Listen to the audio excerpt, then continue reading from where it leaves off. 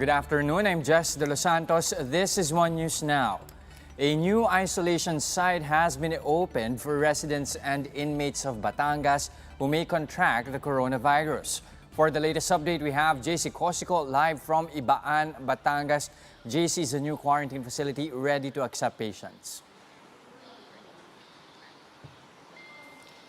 Yes, just the provincial government of Batangas is gearing up for the possible increase of COVID-19 infections. The Malaina Rehabilitation and Evacuation Center in Ibaan Town has been converted into a quarantine facility which officials say is the biggest in the province and will also accept PDLs infected with COVID-19.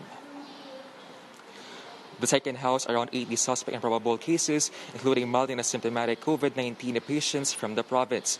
Each of them will have their own portalet and a modular tent with bed, electric fan, and toiletries. The government will also provide them with food, Wi-Fi, and medicine while under quarantine. About 60 medical personnel from the Calabarzon PLP will man the facility.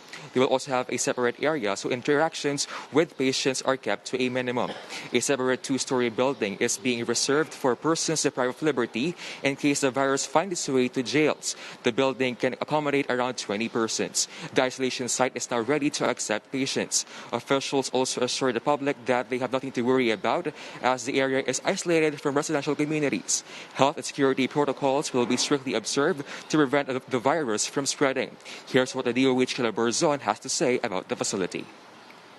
Hindi sila makahawa at hindi maghirap yung sa loob ng ating mga kampo. Kasi sa isang bilibid, kita naman natin ang environment. Kaya no matter what, pagka nakasakit ka ron, lahat sunod-sunod. Yung pigsan na nga lang. Isa lang ang magkaroon, lahat sila nakakapigsa na.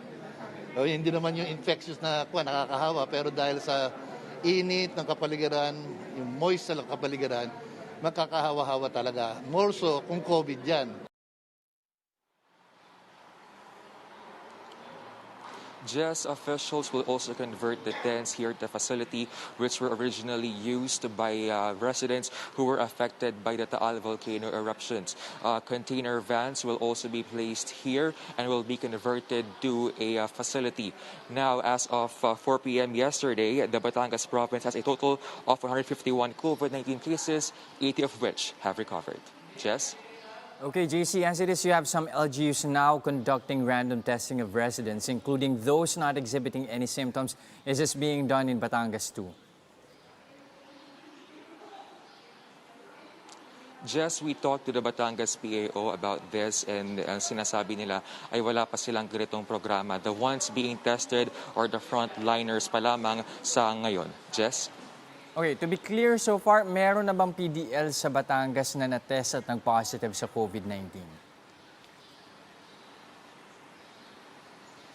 Jess, sa ngayon naman daw ay safe pa naman lahat ng mga jail sa Batangas at wala pa namang PDL na nag-contract ng COVID-19. At iad ko lamang, maliban dun sa mga frontliners na tinetest for COVID-19, ay tinetest rin nila yung kanilang mga suspects and probable cases. Jess? All right, thank you for those updates. That was JC Cosico reporting live from Ibaan, Batangas. Presidential spokesperson Harry Roque says the country is still on the first wave of COVID-19 infections. Tayo po ngayon ay nasa first wave. Pag sinabi nating wave, ano ba yan sa Tagalog? Yan po ay alon.